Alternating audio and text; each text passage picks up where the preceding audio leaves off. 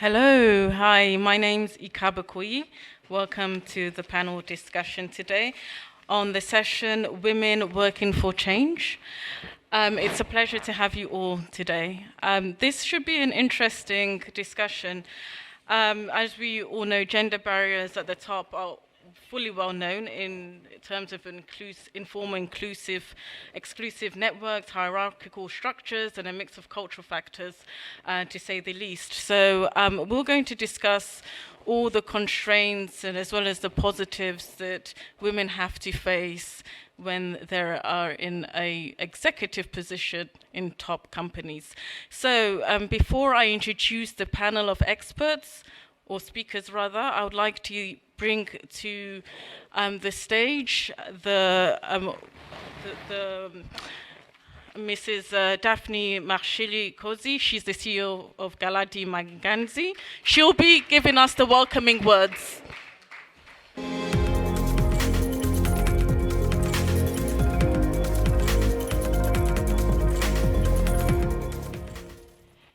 Thank you, Ikaba. Good afternoon, ladies and gentlemen. My name is Daphne Marshili Kozi, and I am a woman in mining. I've been part of the CEO Forum. I've been part of the Women Working for Change. I've been asked to actually speak about a welcoming address to welcome all the women who are here this afternoon. I hope it's not going to be a graveyard session. It's going to be very interesting because women's issues are always very interesting. For centuries, women have been at the center of historical movements of societal change. The women's suffrage movement, which took over 100 years to win the right for women to vote, is one that marked the beginning of the struggle for gender equality. A campaign that began in earnest decades before the Civil War was never an easy one to overcome. And if this adult's journey is anything to go by, women must be geared for the fight of a lifetime. Women's rights and the fight for gender equality needs an army of tireless fighters who will, with all their might and resources, raise a mighty standard for women today and women tomorrow. Our united voices need to be louder than ever before as women take ground for their lives, their livelihoods, and the brighter future of girl children who will occupy far greater spaces than the ones we occupy today. As a product of poverty in my own humble beginnings, as women, we should commit in all the work that we do and in the various positions of authority that we hold to multiply the participation of women and girls in society's spheres of influence. For poverty, discrimination, and other forms of injustice have an uncanny ability to silence those with potential, sizing up the difference of our diversity into constrained compartments of unconscious bias while determining who should and who should not qualify based on their background, the color of their skin, and whether they are male or female. Poverty, Africa's #1 malfeasance, and the greatest scourge in our continent, simply wants to determine from one person to the other whether or not they deserve to be great. Yet greatness, much like beauty, lies in the eyes of the beholder. It is for anyone to take and not for others to determine. Greatness in a society that asks of women to be small is an unquenchable thirst for integrity, not so much in the legalist sense, although this too is just as important, but in a way of meaning what you say and saying what you mean. It requires an unflinching boldness to take undeterred steps to be heard, to fight for what is rightfully yours, and the drive to make positive change. As a woman in mining, where gender stereotypes are the order of the day, the companies that we lead should make daily commitments to unshackle the chains of those yesteryears, breaking the proverbial glass ceiling for careers, for jobs and industries controlled by men. Mining as one personal example and issues faced by women and the key challenges and opportunities to advance gender equality in the sector continue to be some of the battles that some of us continue to champion right up to the very courts of our countries in Africa. As women, we should never be deterred by these hurdles, for the battles we fight in the boardrooms and the sectors which barricade women's participation in spaces historically designed for men should only be the fuel for change. Indulge me for a moment and take a glance at the structure of the mining sector. You might be surprised to know that in the early modern society, women were extensively involved in mining, but with the mechanization of mining at the end of the 18th century, we were gradually excluded from it, mainly because of the emergence of the male breadwinner model. So over time, ideas of the division of labor were also ingrained in the sector, and as a result, masculinity became associated with miners.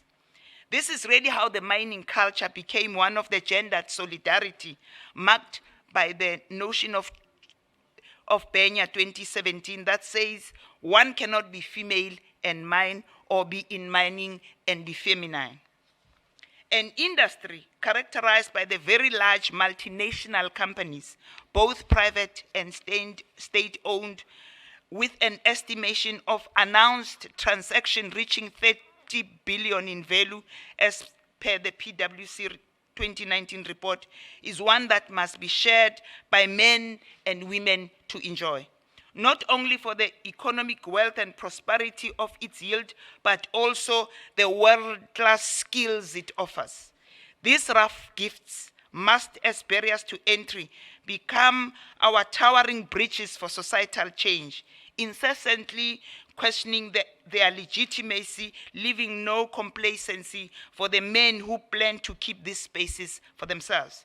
Changing the status quo becomes a force for innovation and forward thinking, rewriting how things have been done before. It's the stubborn aptitude to make a difference that should drive each and every one of us further. My late parents would tell you, if they were alive today, that even as a child, I was driven by bias and struggle. If you told me I didn't qualify, I'll work double shift to earn my credits of qualification. If you told me I couldn't do it, you were simply setting me up for distinction.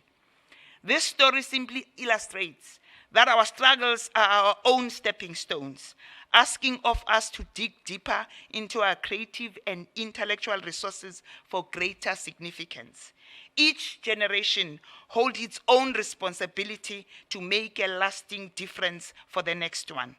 Our moral conscience asks that of us, pressing for a moral obligation for greater equality, power, and participation for women. The Africa CEO Forum 2022 and the Women Working for Change panel wants to ignite the hearts and minds of women for forward change. The next few days will be setting the stage for the unflinching quest for the changing the state of affairs. The conference will explore and share how women can take and occupy key positions of authority for the greater good of Africa and the world. I have come to the conclusion that the cards we women have been dealt with, which have created the very backdrop of my entire life existence, are merely ingredients for transformation in a wide sphere of influence. For what is success if it's not for the humility of struggle? Success would be meaningless without the sweet taste of victory. The status of women in our present-day society has indeed come a long way, but more should be done to effect real change. It is time for us to take over. It takes the astute intuition of women to hear and read the signs of the times. It is their resilient adaptability that knows when to change route. A quiet knowing when what has worked before will no longer work going forward. This moment in history should be an existential reset for both women and men. It is only monuments that stand through time. Otherwise, life goes on, and change requires different things from different members of our society at different times. So these times are indeed existential times because they are starting to redefine and reset our very core of purpose, not through a refracted glass, but through the magic ball of time and space. A space and time that calls for equality, normalizing a society that gives women an equal, if not a bigger and greater role to play, as well as normalizing, not weakening male roles through gender stereotyping. If Mother Nature didn't give it to us, she wouldn't ask it of us. Therefore, it's nothing new. It was made by design from time immemorial. I thank you.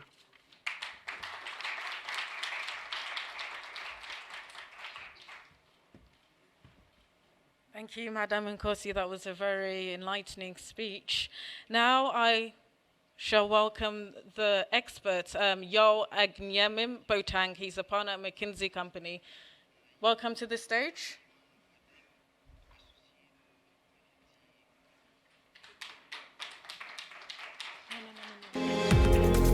The expert speaker.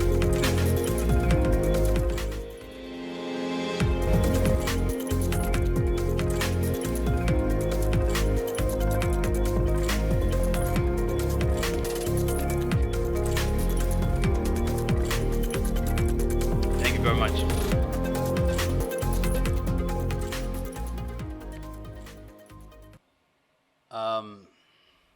First of all, thank you. Thank you so much. And another round of applause for Madam Daphne. That was fantastic.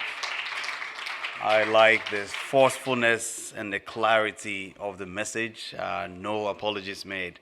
Thank you. Let me start by saying I'm no expert. It's a cruel joke that one of the few men in the audience is the one being called an expert. I am not an expert. You all are the experts. I'm only here to share some facts and figures and to be one of the armies of supporters that Madam Daphne shared and say that I'm here to support the cause and to share some of the research we have done at McKinsey on the topic. Come on in. I know some of you are walking in. We'll get started. I think when this topic comes up, often the first thing is, it's quite a emotive topic because you've got 50% of humanity being, in some sense, cut out of top leadership and many opportunities, which is cruel. And in fact, a little bit dumb because then you're only using very little of the brain capacities around. But if you take the emotions aside and say, well, let's actually look at some research and facts and figures, the story is the same, very aligned with what Madam Chairman just shared. So why don't I actually go ahead and share some of the research, if we flip the script here. I'll take about 5 minutes and then turn it over to a panel who you really need to hear from. That's the main group of experts for today. I think we're going to start with, I don't know who has the screen and when. Certainly not me. All right. One of the first things that we want to share is just the numbers. What is the case here? One of the first questions that comes up is, in the context of business, what do we stand to gain? Of course, it's not a topic that needs a lot of debate. It's clear that we need lots of women participation in business. But I think a lot of CEOs and boardrooms ask the question, well, what do we stand to gain from a business standpoint? A lot is the answer. It turns out across Africa, this could add about a third to Africa's GDP if we get it right? And it's not even being the best in the world, just achieving parity with some of the better performing countries on the continent. So that's the answer to the first question, right? The problem, though, is that if we don't actually redouble the efforts, it will take 142 years to get there. The money might be different by that point, but it'll take forever. Nobody in this room will be alive if we keep at the pace we're going right now.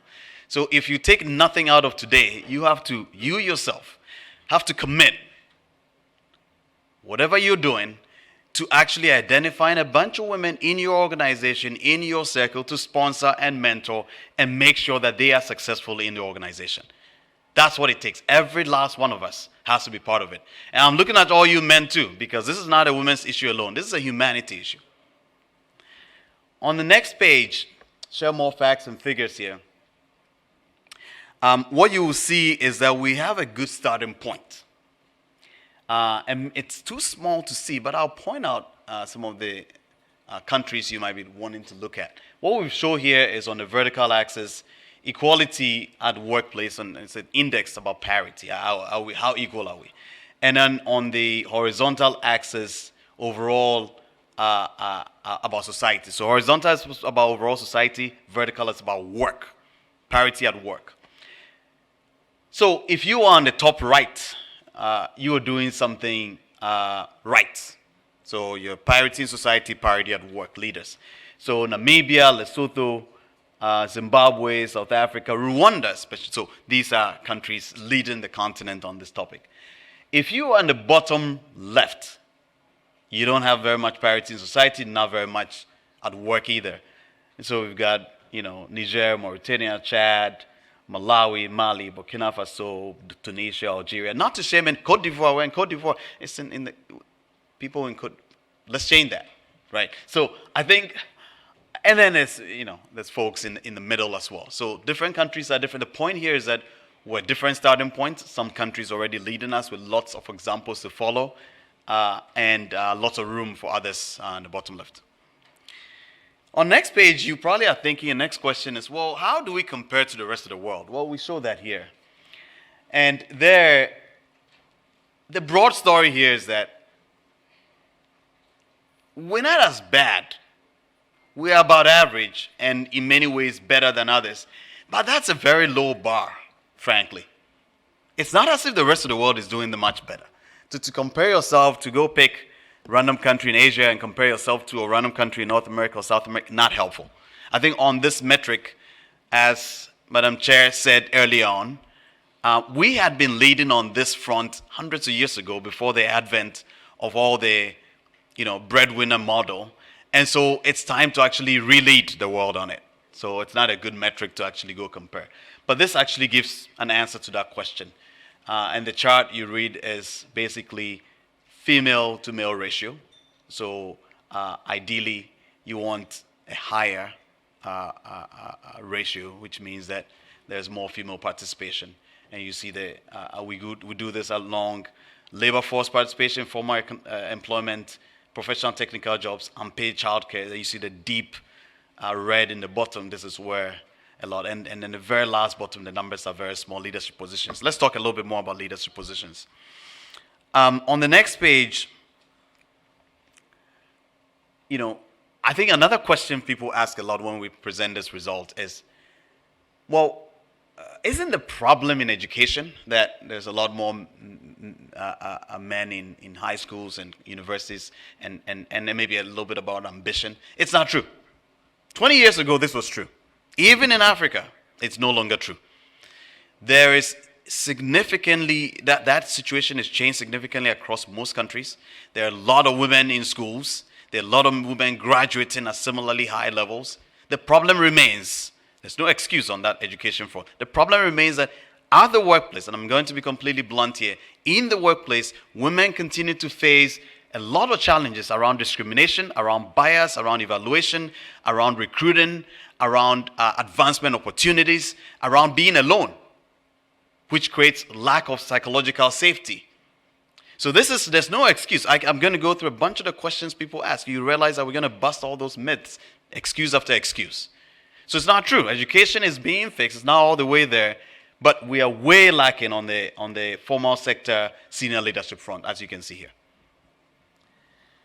On the next question, on the next page, you might then say, well, how does this actually stack up in terms of women in leadership positions? So again, every time we show Africa, your question is, well, isn't that true elsewhere too? Yeah, that is true elsewhere. But you can see that bar a few places, Africa is actually one of the leaders on that front, which is a sad story. Because we just talked about how we're not doing nearly as well, and yet outside of, at least in the EXCO, outside of Europe and North America, actually outside of Europe and the United States, Africa is about 22% female representation in the EXCO. Asia Pacific, Middle East, plenty of other places, LATAM, not as good.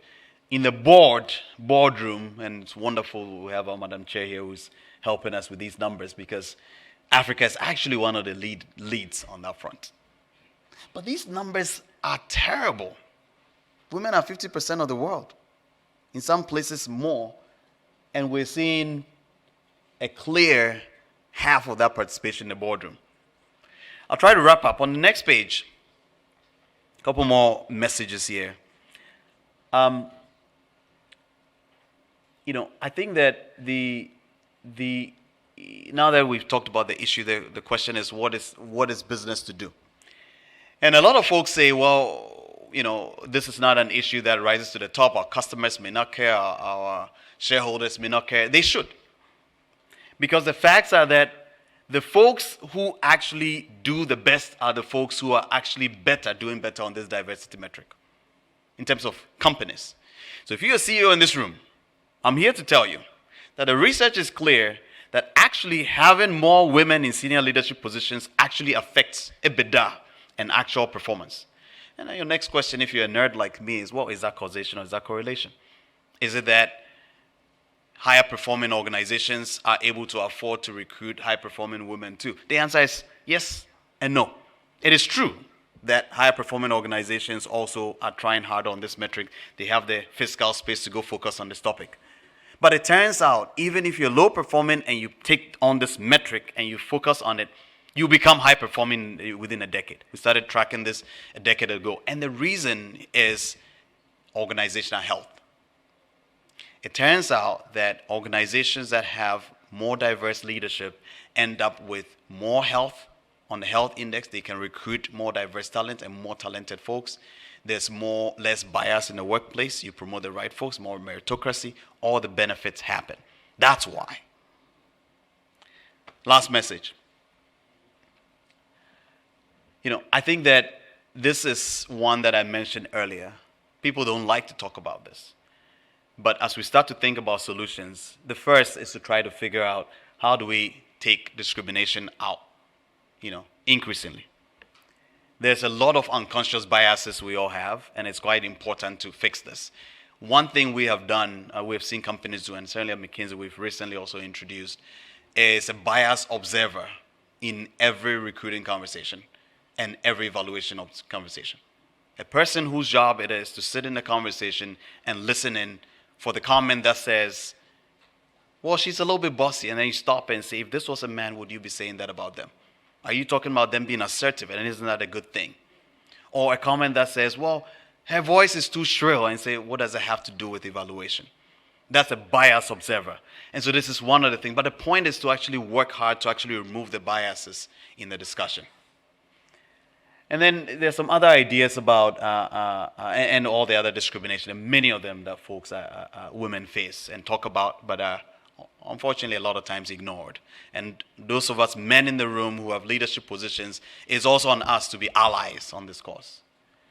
Last message here is that in terms of, and I'll end on this front, there are many other ideas, changing attitudes, law enforcement, and actually enacting laws, and investing in women and other opportunities. I said earlier, and there to sponsor women.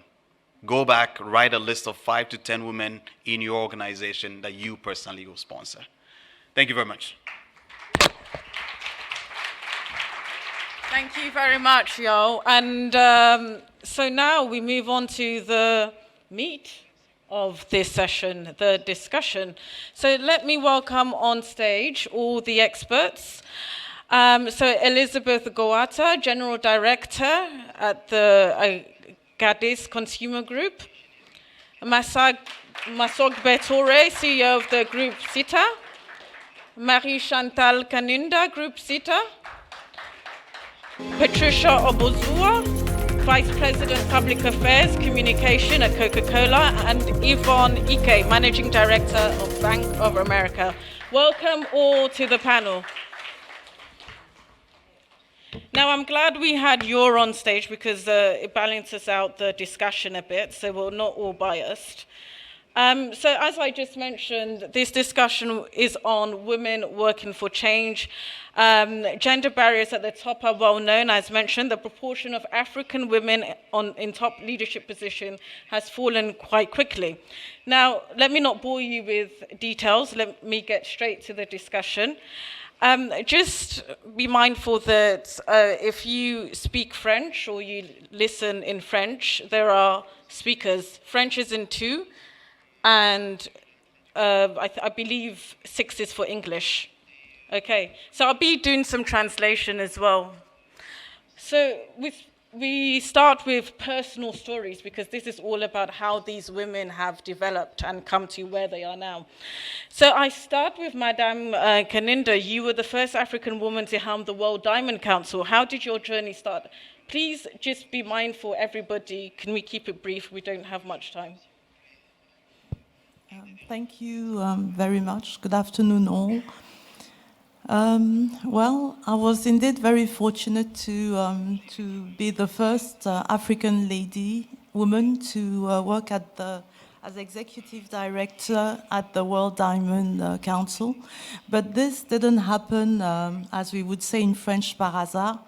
I have 27 years experience in the mining industry, working from gold to diamonds to iron ore, sands, minerals, and today copper and cobalt. So it's true that some people tend to ask me, how was I not even recruited, but just taken at the World Diamond Council, because people tend to think that an African woman could not be at that level. And in fact, the nice story is I was just not taken.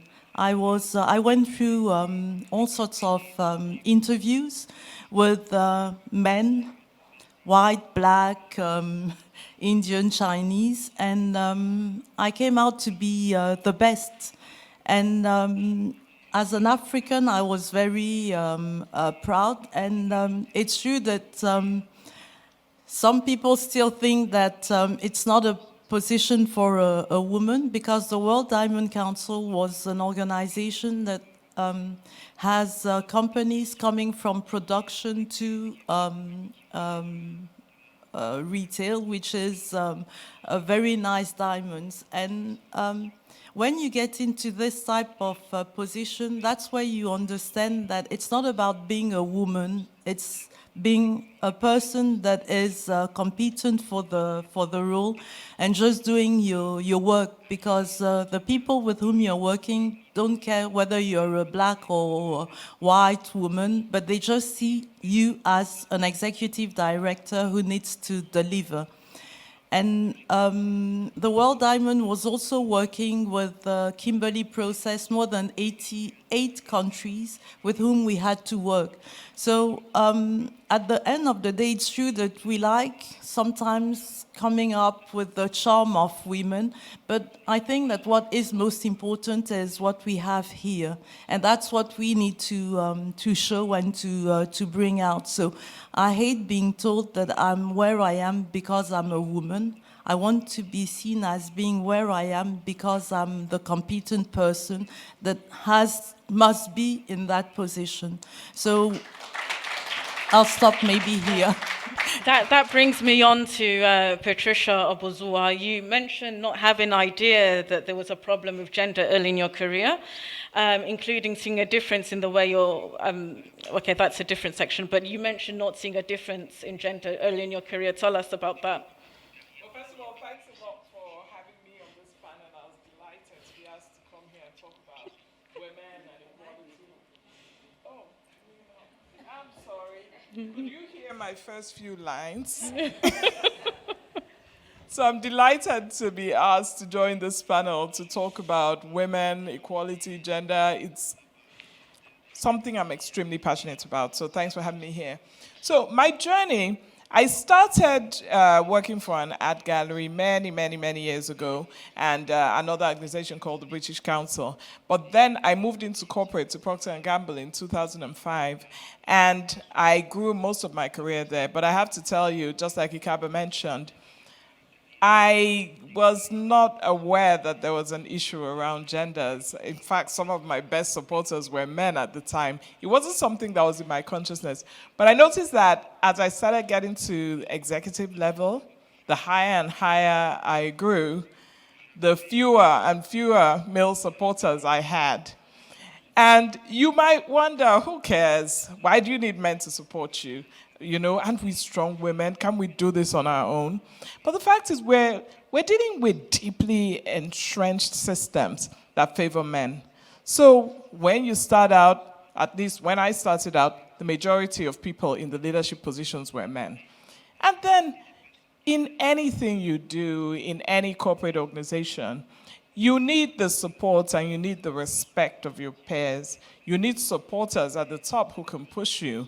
And overall, if it's just maximum 50% of your peers and the people at the top that can possibly respect or support you, then you're not in a good place. So we need women supporting women 100%, but we also need men supporting women. And I think now we've heard that a great deal.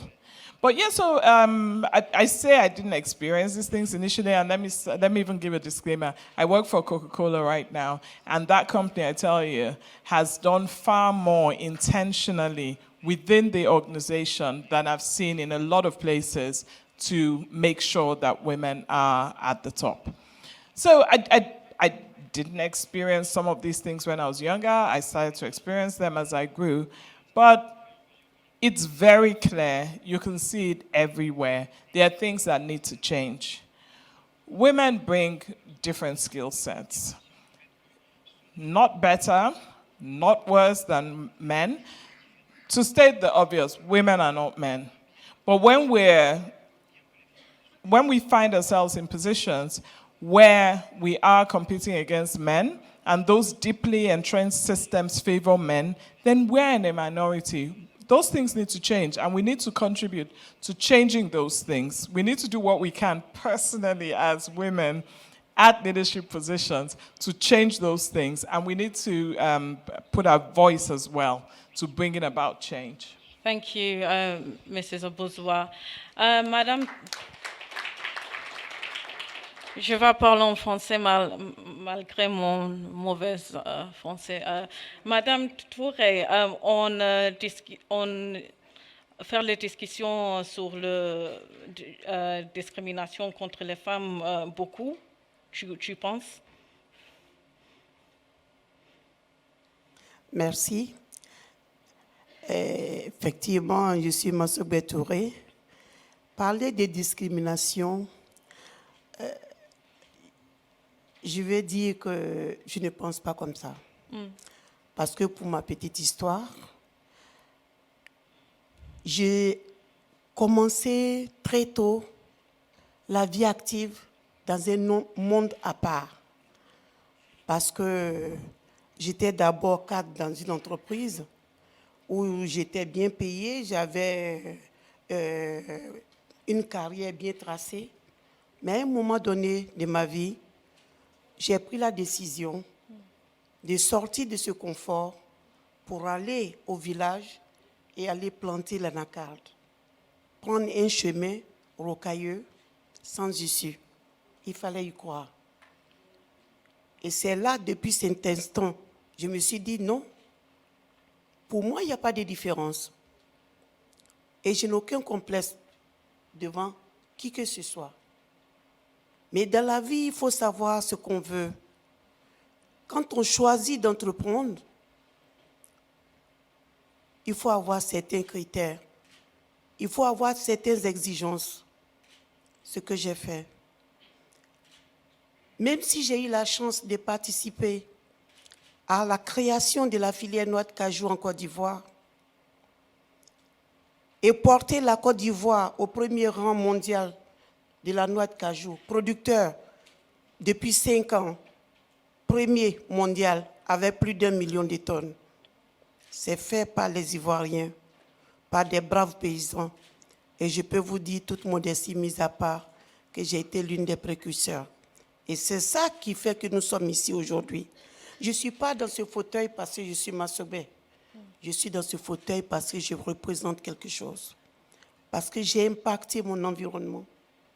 Parce que j'ai travaillé. Parce que j'ai mis une filière en place qui, aujourd'hui, plusieurs millions de personnes vivent au dépens. Quand on nous parle de femmes et hommes, dans mon secteur, quand je venais, il n'y avait pas de femmes. Il n'y avait pas de femmes. Mais je suis venue, je me suis battue avec les hommes. Mais qu'est-ce que j'ai dit? Aujourd'hui, on ne peut pas dire qu'on va exercer sans nos semblables. Je pourrais dire qu'il faut une cohabitation intelligente, professionnelle, naturelle, financière, avec nos e-for-she. Pourquoi? Parce que seul, on ne peut pas avancer. Mais c'est ensemble que nous devions avancer. Dieu a créé l'homme et la femme pour qu'on soit une chair. Pourquoi on veut diviser? Aujourd'hui, on parle de sujets importants. Je ne voudrais pas qu'on aille sur le sujet parité femmes, pourquoi les femmes ceci, pourquoi les femmes. Nous sommes des acteurs de développement, des créateurs de richesses. Merci. Des créateurs de richesses. Et Merci. en tant que tel, Ok, merci. voilà, on va y revenir. Oui, on va mais c'est revenir. comme ça qu'on va Ouais. partir. Merci. Madame Gouata, vous avez commencé en banking. Explique-nous votre carrière. Comment ça a commencé? Merci Kaba de me passer la parole. Je suis Elisabeth Guater, je suis DGA du groupe Cadiste à Douala au Cameroun, mon cher beau pays. Donc j'ai rejoint le groupe Cadiste en 2018, mais avant de rejoindre le groupe Cadiste, j'ai essentiellement travaillé dans le monde de la banque et de la finance, que j'ai rejoint à la sortie de l'école en 1999. Pour la petite histoire, j'ai intégré cette institution en 99 parce que je suis passée en 98 dans le cadre de mon stage de fin d'études. Donc, une année plus tard, j'ai été rappelée, j'ai passé les entretiens, j'ai été retenue. Et au sein de la Commercial Bank, pour ne pas citer, je suis entrée en 8e catégorie. Et pour la petite histoire, chaque catégorie a environ 7-8 échelons. Et je me suis dit, pour arriver à la 10e catégorie, donc être cadre, je crois que même à ma retraite, je ne vais pas y arriver. Et je m'étais dit, toute petite, il faudrait que je puisse inscrire mon nom en lettres d'or dans les femmes qui ont impacté sa génération. Donc, je me suis mise au travail. J'ai fait 3 ans aux opérations internationales. Ensuite, je suis allée au commerce et au marketing où il fallait travailler à développer le réseau d'agences bancaires, à créer de nouveaux produits. J'y ai passé 2 années. Je suis allée à la banque de détail où j'ai fait exactement 2 ans et ensuite je suis à la banque d'affaires où j'ai travaillé pendant une dizaine d'années à gérer les comptes des multinationales et des grandes entreprises. C'est là où j'ai rencontré mon employeur d'aujourd'hui. Et puis je suis partie de la banque en 2018 pour rejoindre le groupe Cadiste au poste de DGA. Il faut dire que ça a l'air simple, ça a l'air d'être un chemin tracé, facile, mais je peux vous assurer que ce n'est pas un long feu tranquille. Je pense que dans la vie, dès le départ, il faut pouvoir se fixer des objectifs et il faut se donner les moyens de les atteindre. Quand j'entre à la banque, j'ai un diplôme de base en technique administrative, c'est-à-dire secrétariat, dont je ne suis pas prédisposée pour occuper une fonction de directeur général, encore que. Donc, je décide de repartir à l'école. En 2003, je sors vice-major de ma promotion. Ça me vaut la promotion que j'ai pour pouvoir passer au corporate banking. Et je ne m'arrête pas là. En 2015, je décide de repartir à l'école parce que je me dis, pour franchir le dernier palier, parce que dans l'institution financière dans laquelle j'étais, j'avais le sentiment d'avoir atteint le plafond de verre. Donc, j'avais le sentiment que je ne pouvais plus avancer. Il fallait autre chose pour pouvoir franchir le palier. Donc, je décide de repartir à l'école, faire un executive MBA qui m'a permis d'avoir les atouts, les compétences nécessaires pour pouvoir franchir effectivement le dernier palier. Et quand l'opportunité s'est présentée, je l'ai saisie. Et donc aujourd'hui, le groupe Cadiz, c'est environ 1000 employés, 100 milliards de chiffre d'affaires. Nous sommes leaders dans le secteur de la meunerie depuis 2 ans et je suis à la tête du groupe depuis 4 ans.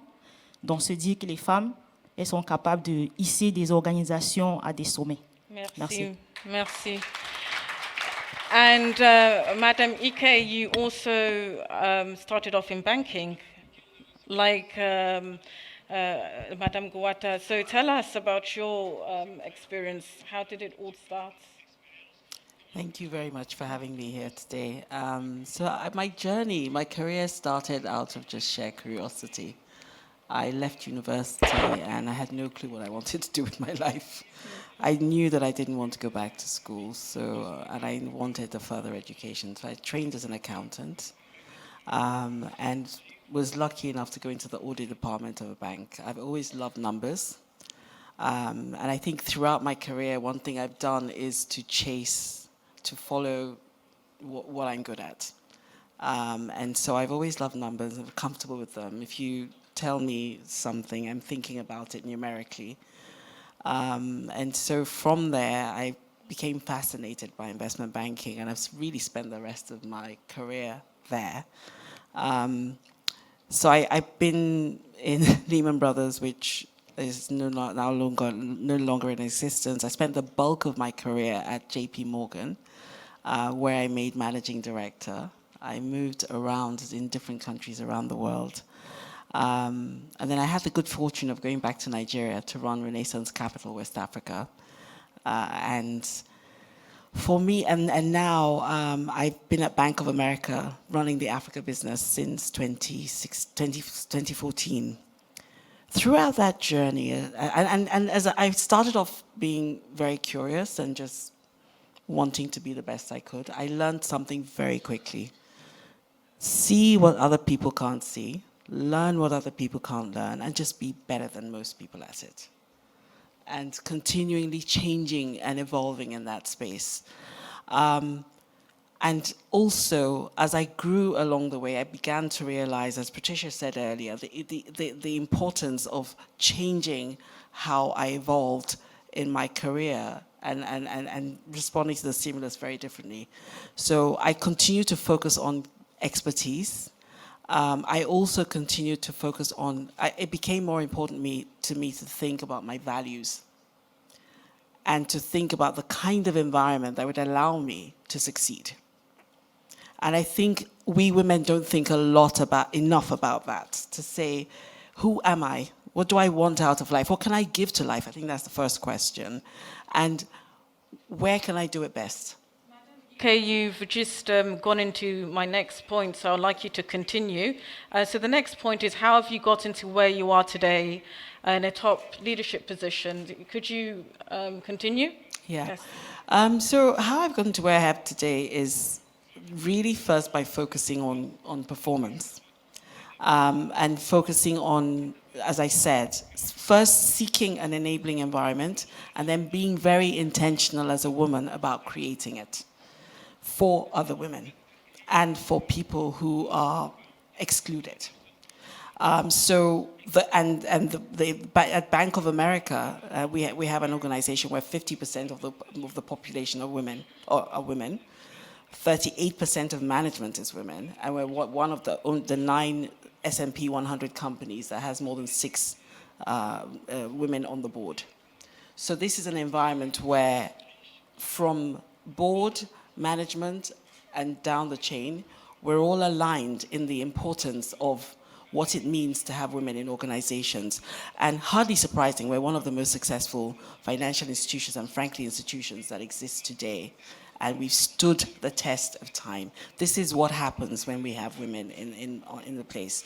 On a personal level, what I've had to do is sponsoring and mentoring women and being very intentional about speaking up about the things that do not work for us.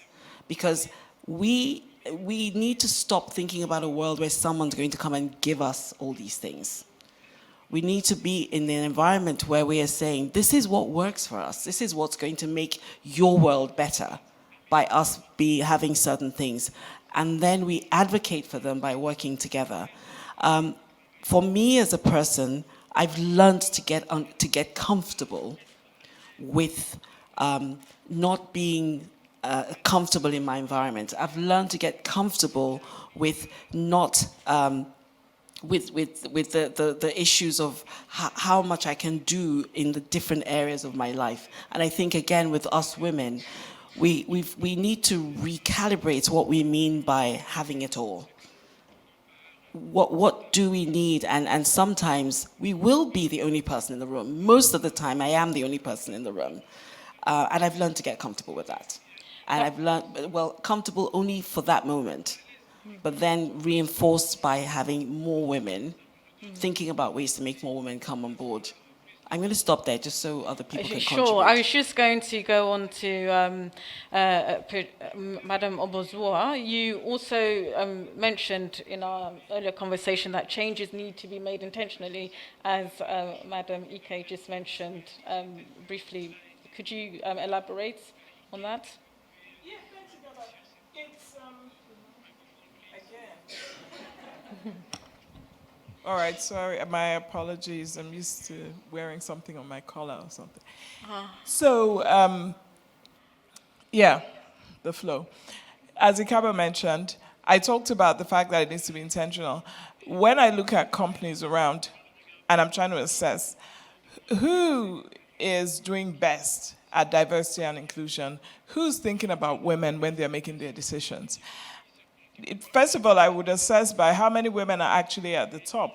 And then I've never come across a company that had that many women at the top and did not have policies, actions, procedures, cultures that are put in place specifically to ensure that they attract women, they retain women, and they promote women. So it has to be intentional. That's something I've found in the course of my career. And obviously, I'm going to talk about Coca-Cola. For us, I see why it happens. Let me start by saying we have an ambition to have 50% of our executive leadership positions filled by women globally by 2030. In Africa, of course, we are leading the way. What do you expect? We have 54% of our workforce are women, but 53% of our extended leadership team is made up of women. So it's not just that today we have the women in the big positions, but you can see that it's coming. But it didn't happen accidentally. First of all, we have a policy that, apart from the global aspiration, we have a policy that says we must mirror the diversity of the countries in which we operate in. So if you're in an African country, it's not just that you mirror the diversity of that African country, but that globally Coca-Cola mirrors the diversity of all the countries we operate in. And please tell me a country that where you can't buy a bottle of Coke. So when we're in Africa, you're going to see expats in Africa with Africans, but when you're in other countries, you're going to see Africans as expats in those countries. So that's one thing. And of course, as a lot of companies do, we value, but we also drive equity of all people, regardless of race, of ethnicity, of gender, of sexual orientation. It's important to us that we have an extremely diverse organization. And then the third thing is we celebrate uniqueness and we use that to drive inclusion.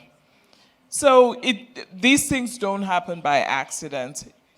Intentional measures, changes in culture, changes in systems need to happen for us to see a more equal gender balance across senior management and across organizations. Okay, Madame Kouata, comment vous avez commencé dans votre carrière aujourd'hui?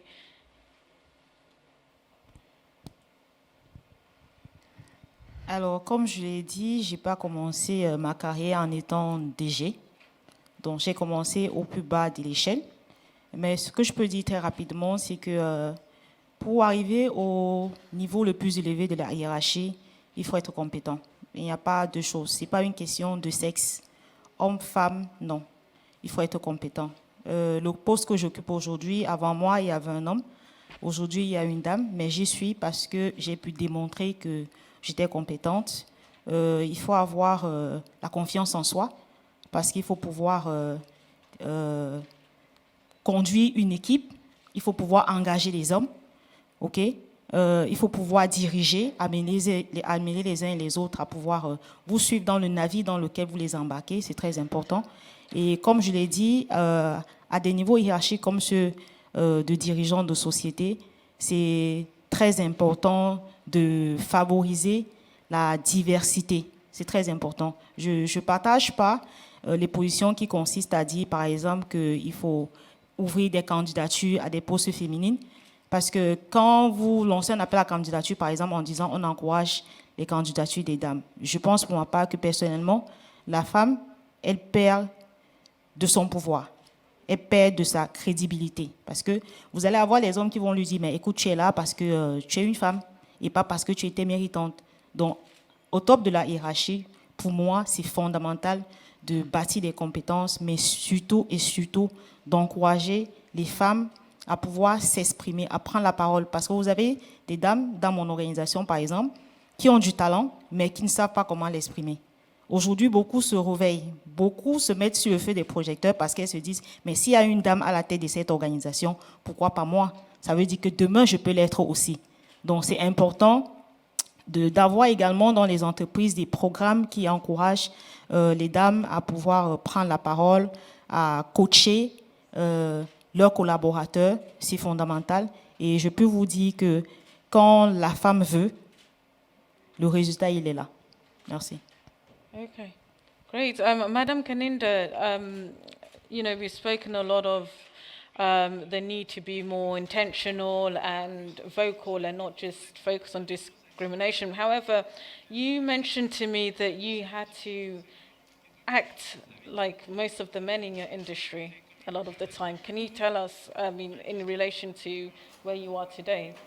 Yes, it's true that working in the mining industry is a very male-dominant industry. And Madame the Chair mentioned it. I'm also a member of Women in Mining. And when I started my career, I started in an exploration company.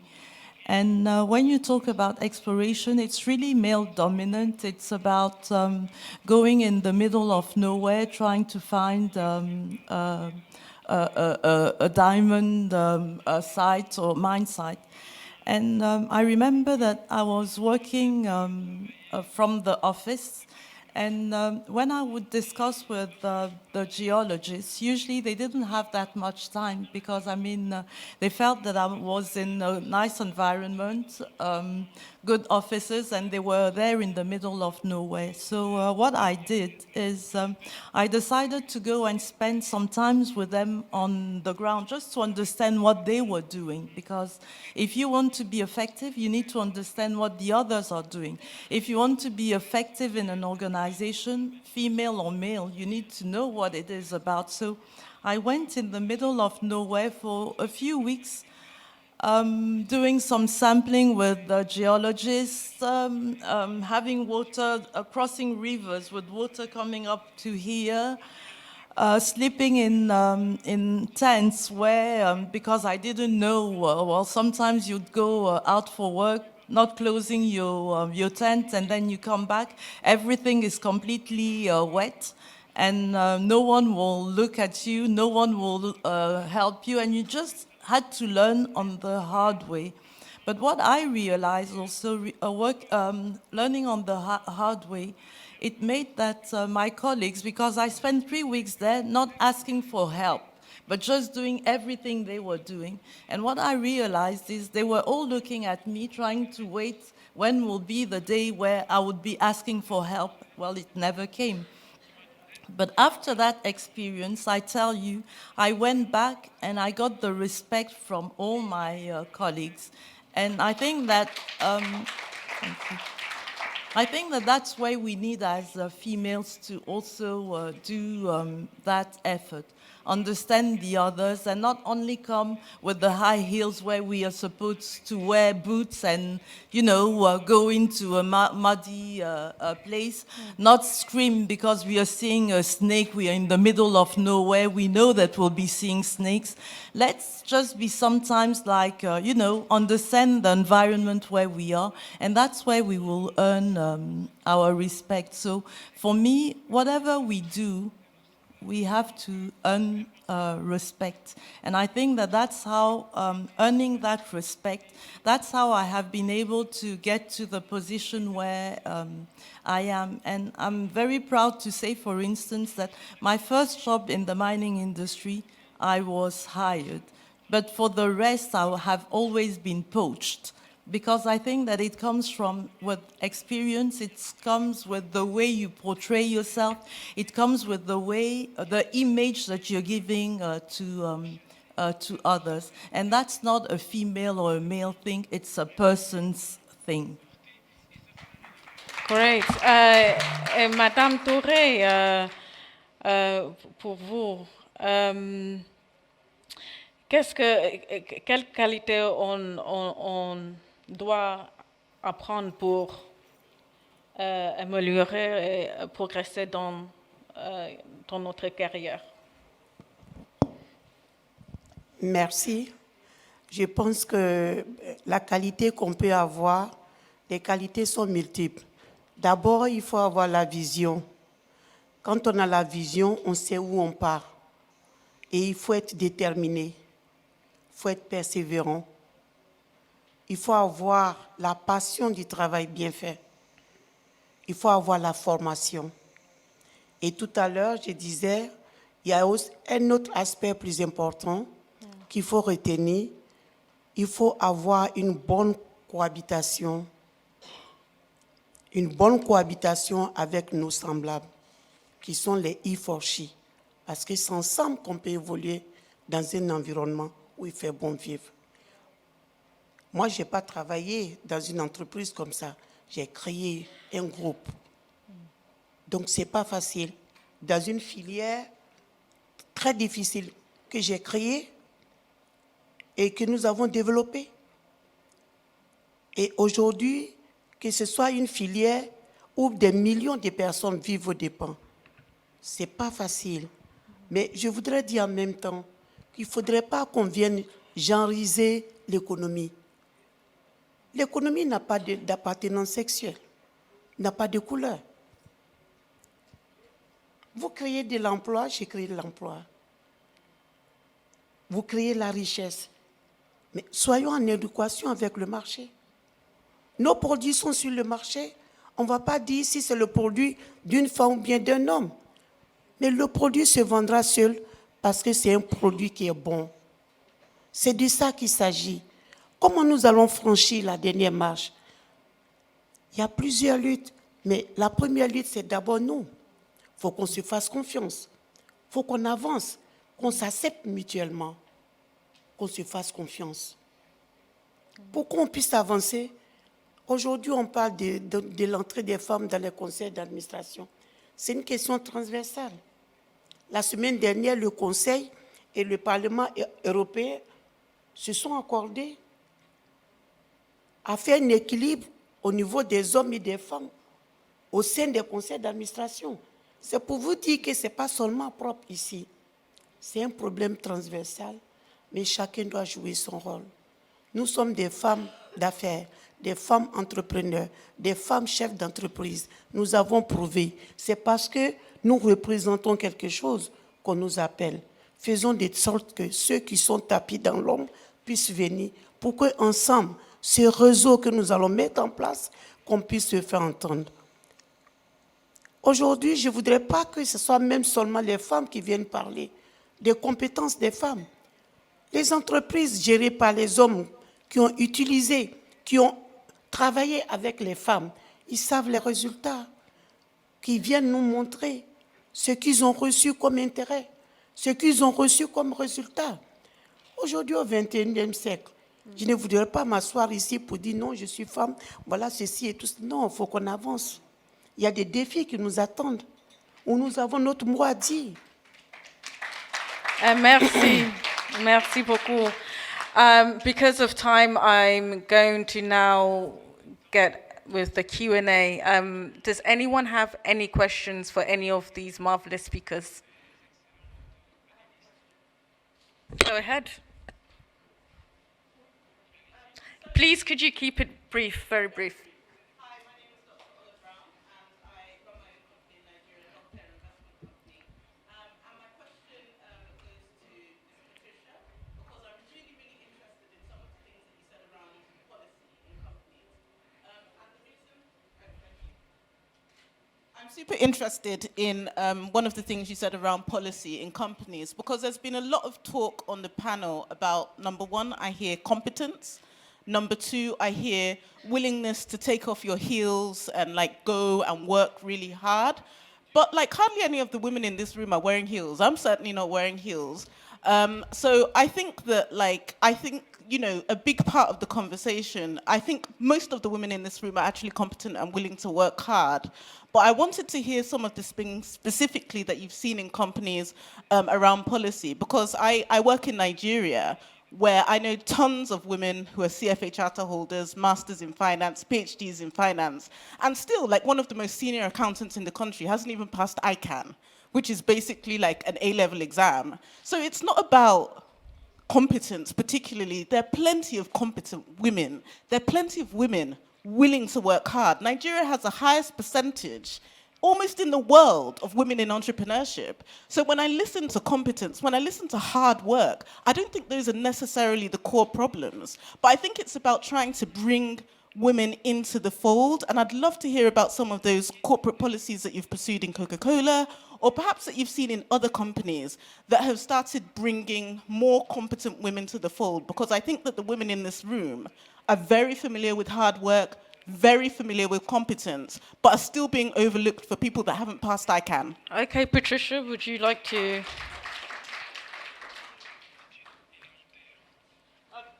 Thanks for the question, Dr. Ola Brown. And I know that it's important to take off your heels, and I admire deeply, admire Marie Chantal for dealing with snakes.